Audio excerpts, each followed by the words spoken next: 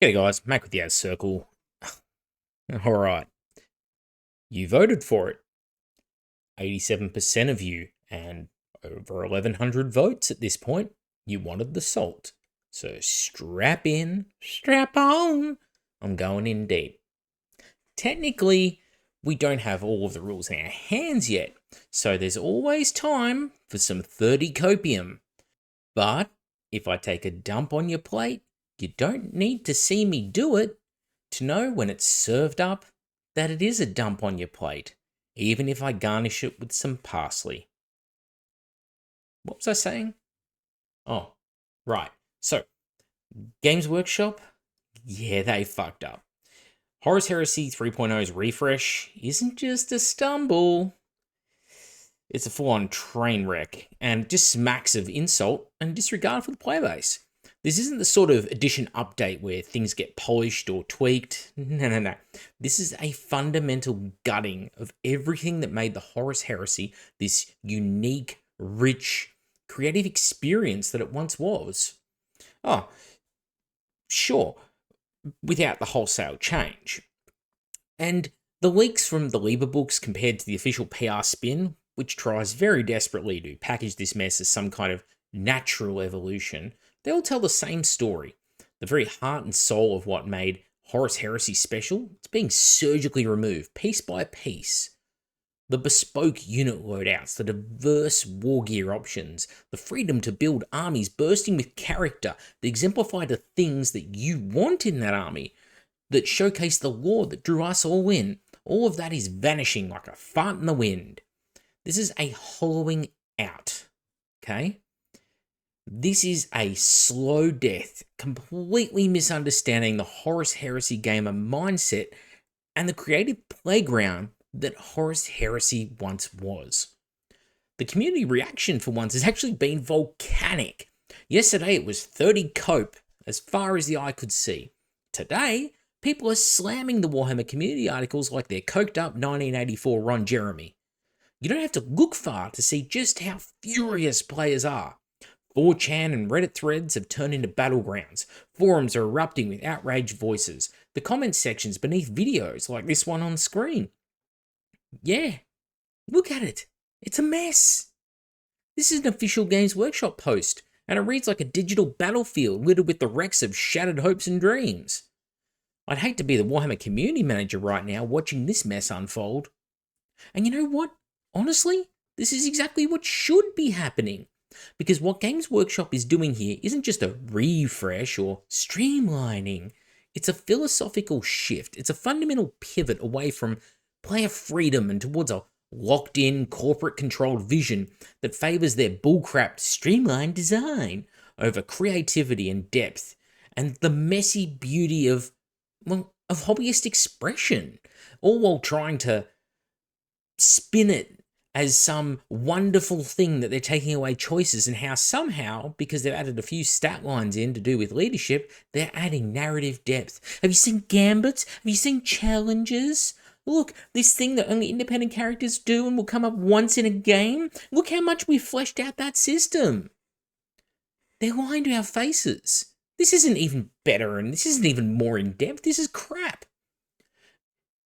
Gone is the rich depth that allowed players to build armies that felt like genuine extensions of the grim, war-torn 31st millennium.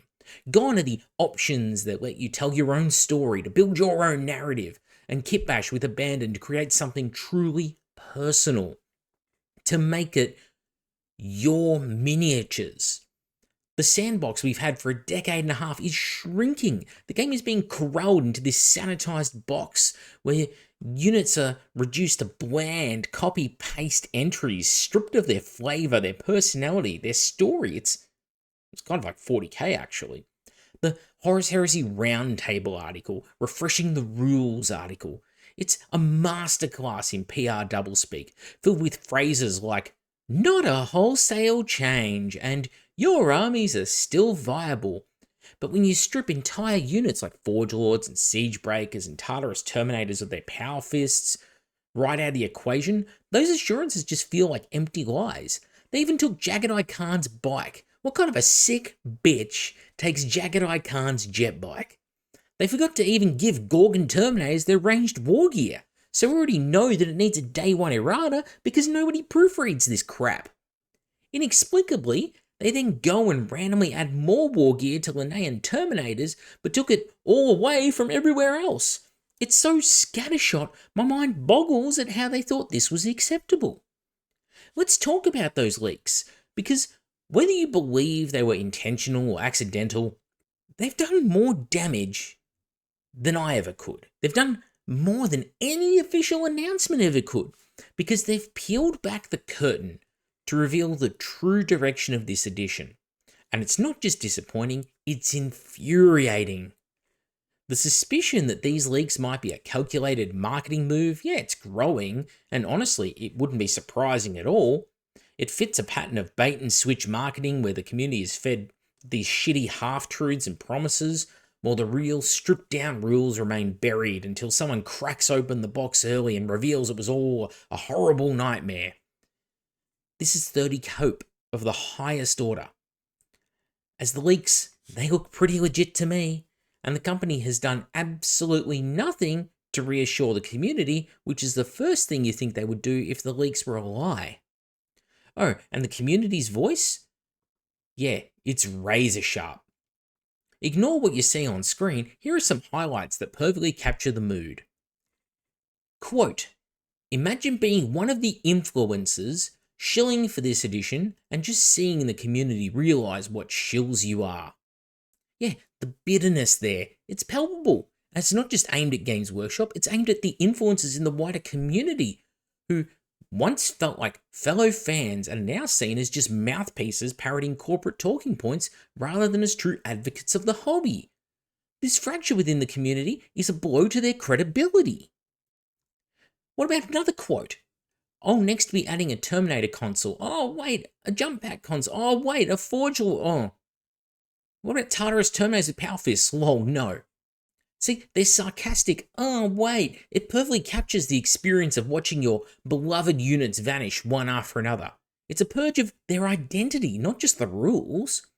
The tactical sandbox, the heresy, it's fenced-in lawn with a little locked gate around it. Actually, funny story about that pre-order. Your Liber leaks completely talked me out of it. See, comments like this. This is a real kicker. This isn't just a keyboard rage or internet outrage. It's cold. It's straight to the point. Hard cash lost because players saw through the spin and now they're deciding not to buy. The bottom line? Sales. They're going to be very interesting to see. Another quote. I'd love to add a destroyer squad. Oh wait, how about a Terminator Siegebreaker? No. Forge Lord and Thalax? No. Mark II veterans? No. These are not just units. They're symbols of the rich lore, the stories, the character that players have invested in. Removing them is a slap in the face to those who built the game with their dedication and passion.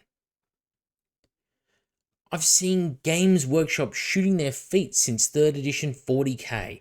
I never imagined it was possible to mess up this bad. Comments like that, people with my vintage, that shows the longtime fans are exhausted.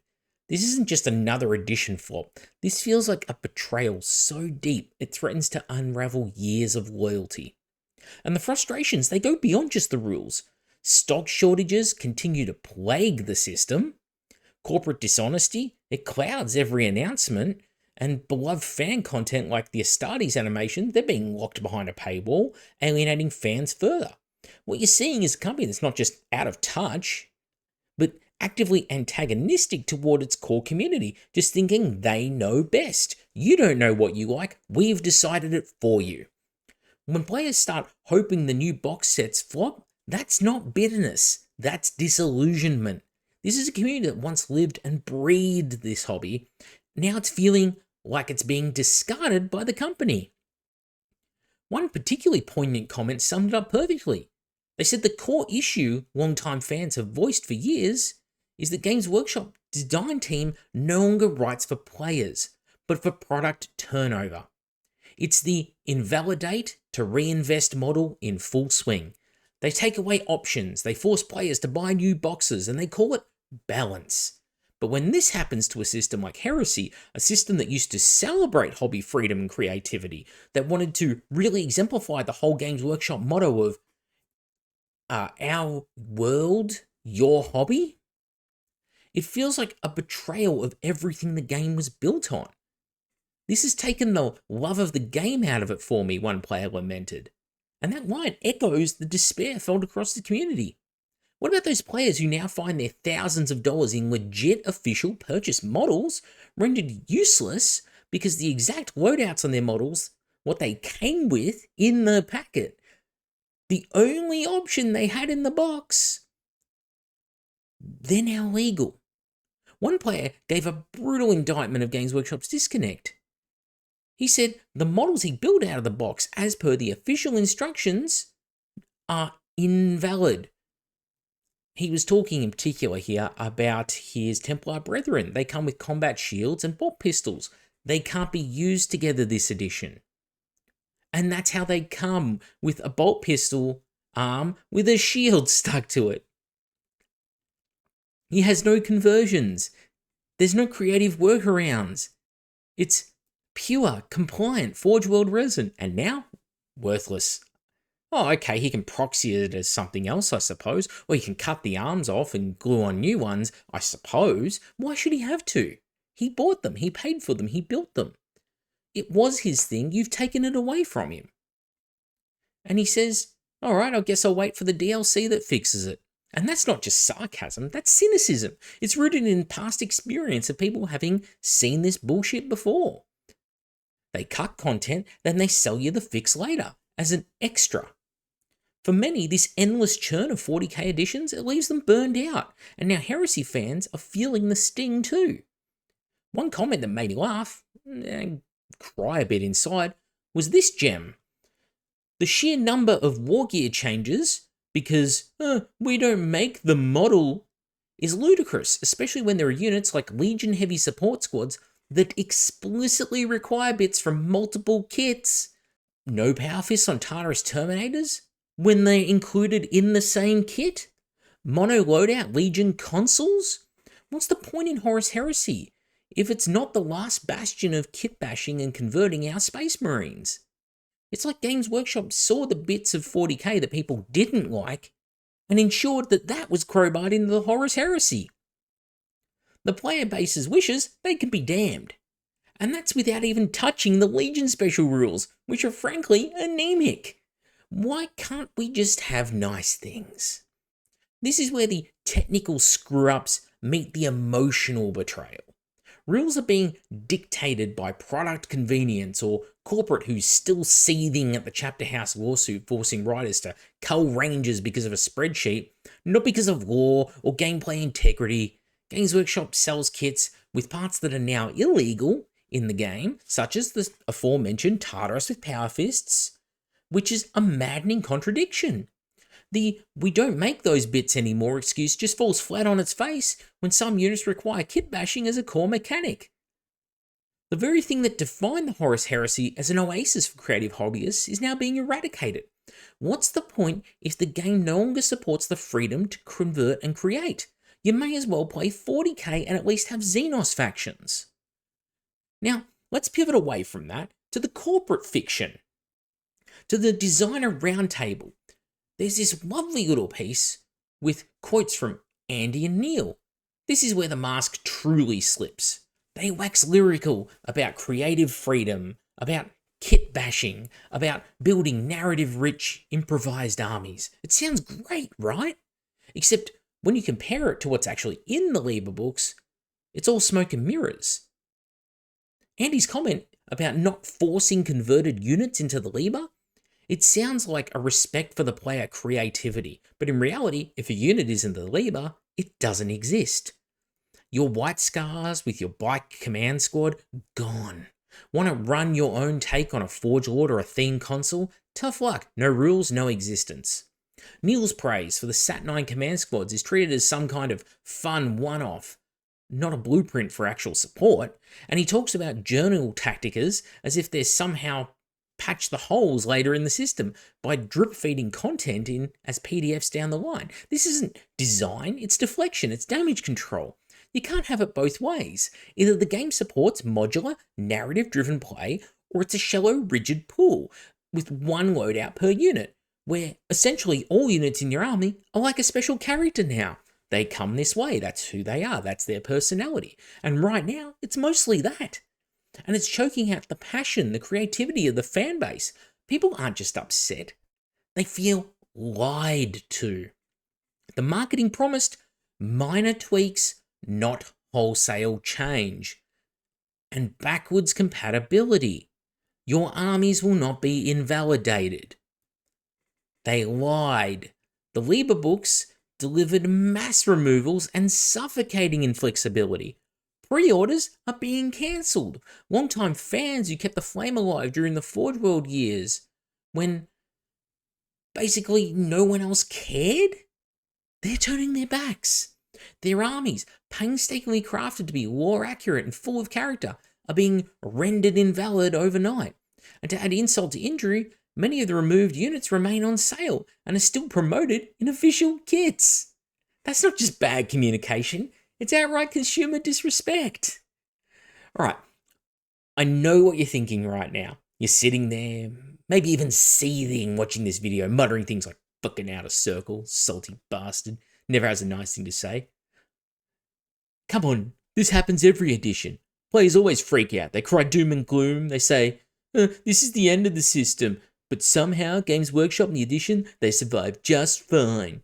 Yeah, I've heard it all before. The cry wolf syndrome. The chorus of, just wait and see, we don't have all the rules yet. But here's the brutal truth. This time, it's not just another pre-launch bump. This isn't your usual storm in a teacup. Go watch my content in the lead up to 2.0. There's a reason why I didn't reveal the rules that were leaked to me in public. Why I gave them the benefit of the doubt. Why I said, I don't think this will be a terrible edition. I do think it needs work, but we'll give it time. I am on record saying that in videos. But this is a seismic shift. This is the kind of tectonic upheaval that echoes back to one of the most notorious shakeups in Games Workshop history, when they killed Warhammer Fantasy and the lethargic rise of Age of Shitmar. Because that's what it was when it first came out. Let me put it straight, right? Comparing the Horus Heresy refresh to previous edition grumbles, it doesn't hold up because this feels different. It feels like the moment when the rug gets pulled out from under an entire community, when an entire game, a beloved, time-honored system, was effectively ended and replaced by something so radically different, it divided and fractured the fan base. Remember how that went down? Warhammer Fantasy Battles was the gold standard for decades. It had deep lore, intricate rules, passionate players who lived and breathed every inch of that game. Yeah, they were grognards, but hey, they were fans. And then, almost overnight, it was declared dead, and Age of Sigmar was thrust upon the world. A system that promised to be lighter, more accessible, and frankly, a whole different beast altogether. The transition was brutal. There was rage, despair, disillusionment. Players felt betrayed, abandoned, and they even actively opposed the new direction. People burnt their armies. It wasn't just players complaining, it was a foundational fracture that reshaped the entire landscape of Games Workshop's hobby. And the echoes of that moment, they still resonate in this community because this feels like that moment again. Not just another edition, but a wholesale shift, or should I say, not a wholesale shift, if I was a Games Workshop staffer, that threatens to redefine or even dismantle what Horus Heresy has been for over a decade. So when people try to tell you, it's always like this, remind them, no, this isn't always like this. This feels like a line in the sand, a potential watershed moment when the community is saying, enough. Where the foundations are trembling and the future of the game hangs on the balance. The kind of moment where players who once evangelized the system start to question whether it's still theirs at all. And let's be crystal clear, okay? This whole rollout, it reeks of bad faith. Games Workshop, they keep saying one thing and delivering another. They say you don't need rules for everything. Then only give you rules for a narrow slice of the experience. They tell you, you're going to play narratively. Then they got all the tools that make the narrative play possible. They promise future updates while charging full price for a game that feels half-baked. They're paywalling content that was in previous editions behind these journal paywalls, all to squeeze a few more drops of juice out of your wallet. This isn't an honest mistake, it's a calculated betrayal. The irony? It's a setting built on betrayal itself, and now it's being betrayed by its own fucking creators. No, actually, the creator, Alan, he passed away a while ago. This is Alan's child being killed by the creators. The Heresy community deserved better. Alan's legacy deserves better. The community and the late great Mr. Bly, they are the reason this game exists at all. Holding it, propping it up. We got through the resin era. We got through the slowdown heading into COVID. We hung on through 2.0. But if Games Workshop refuses to course correct and continues doubling down on this tone-deaf, anti-hobbyist approach, because that's what it is, it's anti-hobbyist. Don't build your models the way you want. We've decided for you how you'll hobby. If they don't stop this, the fallout won't stop at this edition. It'll take down the trust, the goodwill, and then the very player base that carried the Horus Heresy for over a decade. Once that trust is gone, it's gone for good, and you don't get that back.